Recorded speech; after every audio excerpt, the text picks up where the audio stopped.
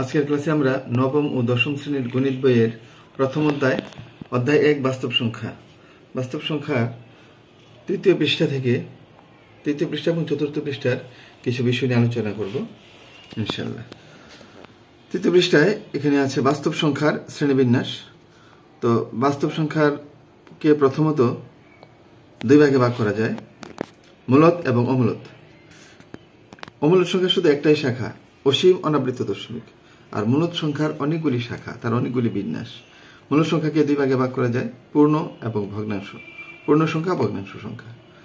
তো ভগ্নাংশ সংখ্যার আবার দুই ভাগ, একটা সাধারণ ভগ্নাংশ, দশমিক ভগ্নাংশ। সাধারণ ভগ্নাংশ দুই প্রকার, প্রকৃত ও অপ্রকৃত বা মিশ্র। আর দশমিক ভগ্নাংশের দুইটা ভাগ, একটা হলো সসীম দশমিক, আর একটা হলো অসীম আবৃত দশমিক। পূর্ণ সংখ্যাকে আবার তিন ভাগে ভাগ করা যায়, ধনাত্মক সংখ্যা, শূন্য এবং ঋণাত্মক সংখ্যা। ধনাত্মক সংখ্যাকে আবার ভাগ করা যায় এক, মৌলিক এবং যৌগিক, এই তিন সংখ্যা।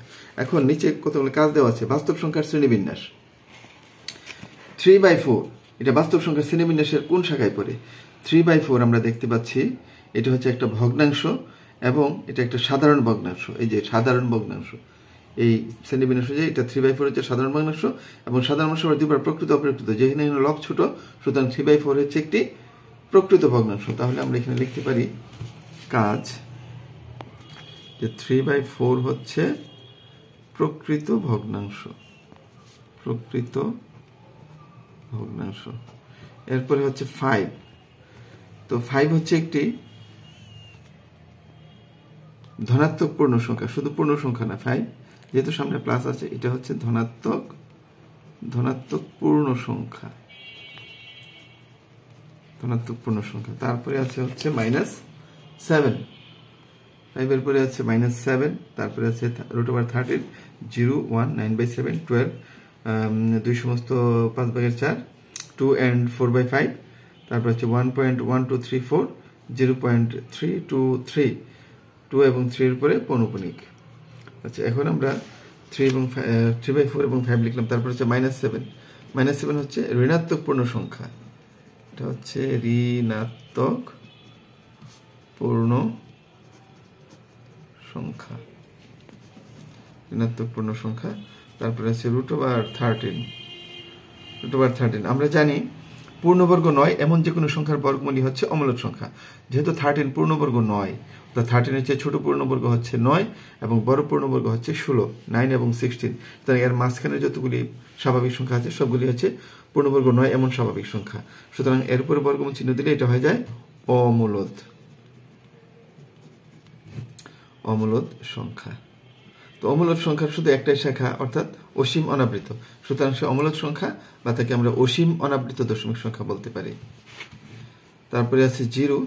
তো 0 আমরা এখানে বাস্তব সংখ্যার শ্রেণীবিন্যাসে যদি দেখি, 0 হচ্ছে পূর্ণ সংখ্যার একটা অংশ, অর্থাৎ পূর্ণ সংখ্যার তিনটা শাখা, তিনটা বিন্যাস, একটা হচ্ছে ধনাত্মক, একটা ঋণাত্মক, একটা হলো শূন্য। তাহলে শূন্য হচ্ছে একটি পূর্ণ সংখ্যা, আমরা বলতে পারি পূর্ণ সংখ্যার একটা অংশ।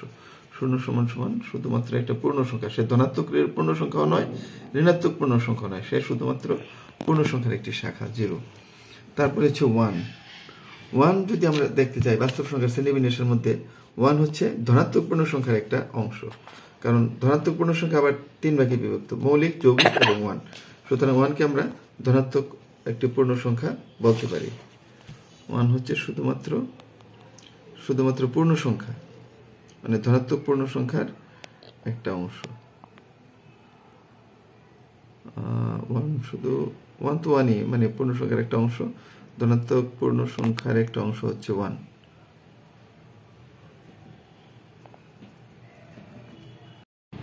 (9/7) যেহেতু লব বড় হর ছোট, সুতরাং এটি হচ্ছে একটা অপ্রকৃত ভগ্নাংশ বা মিশ্র ভগ্নাংশ বলা যায়। 12 যেগুলো ধনাত্মক পূর্ণ সংখ্যা, 2 and 4/5, অর্থাৎ 2 সমস্ত 5/4, এটি একটি মিশ্র ভগ্নাংশ বা অপ্রকৃত ভগ্নাংশ বলা যায় তাকে। তারপরে আছে 1.1234, যেহেতু দশমিকের পরে নির্দিষ্ট অঙ্ক পর্যন্ত আছে, সুতরাং সে হলো সসীম দশমিক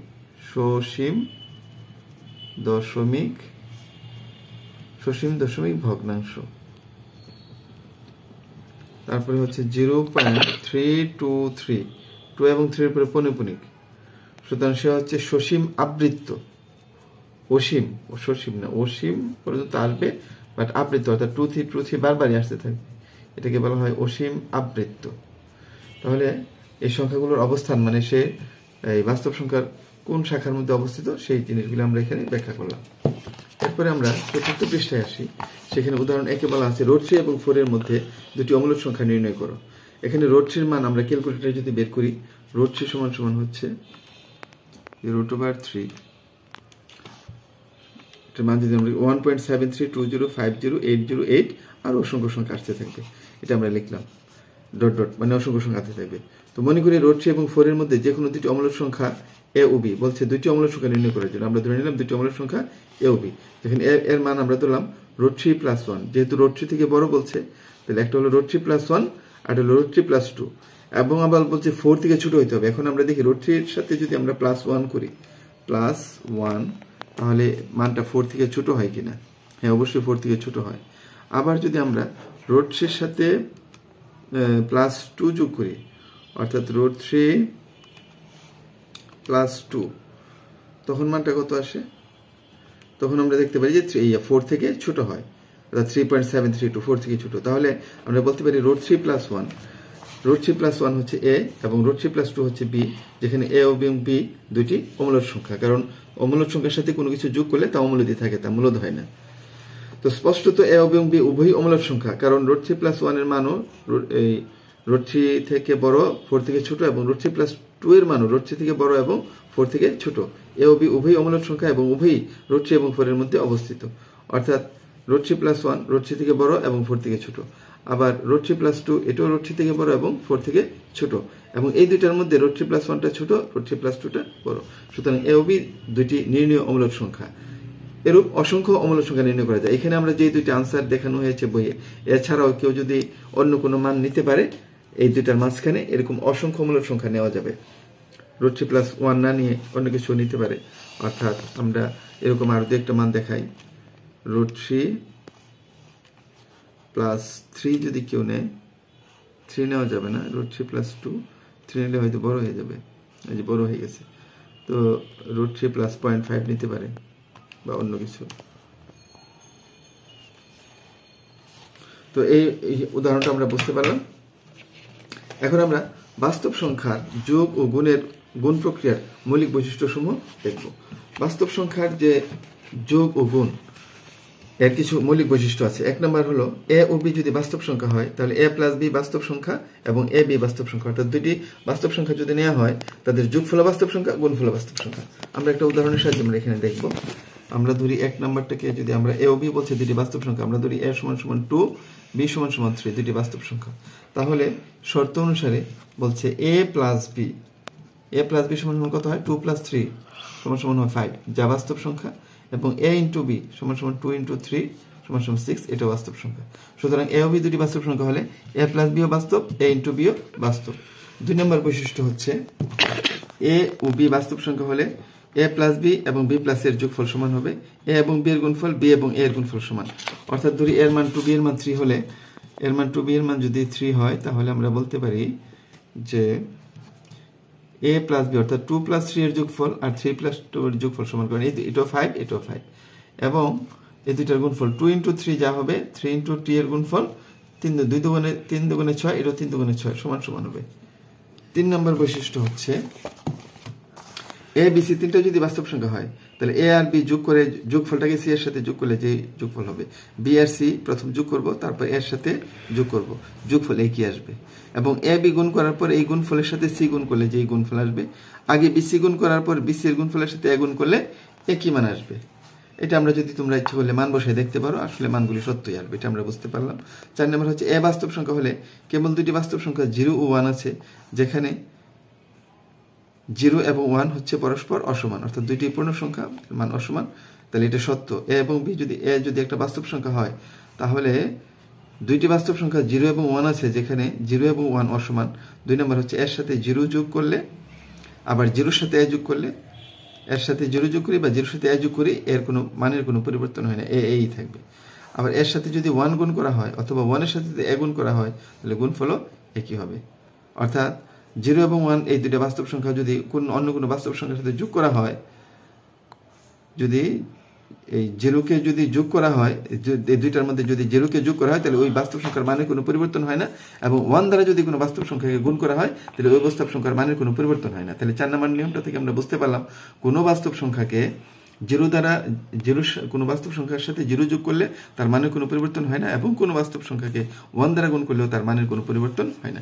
5 নম্বর হচ্ছে এ যদি বাস্তব সংখ্যা হয় তাহলে এর সাথে তার যোগাত্মক বিপরীত, অর্থাৎ এর সাথে মাইনাস এ যোগ করলে 0 হয়। তো আমরা এখানে যোগাত্মক বিপরীত বলতে কিন্তু আমরা জানি যে যদি +3 এর যোগাত্মক বিপরীত হচ্ছে -3, যদি +3 এর যোগাত্মক বিপরীত তার সাথে যোগ করা হয় 0 হবে, অথবা +5 এর যোগাত্মক বিপরীত হচ্ছে -5।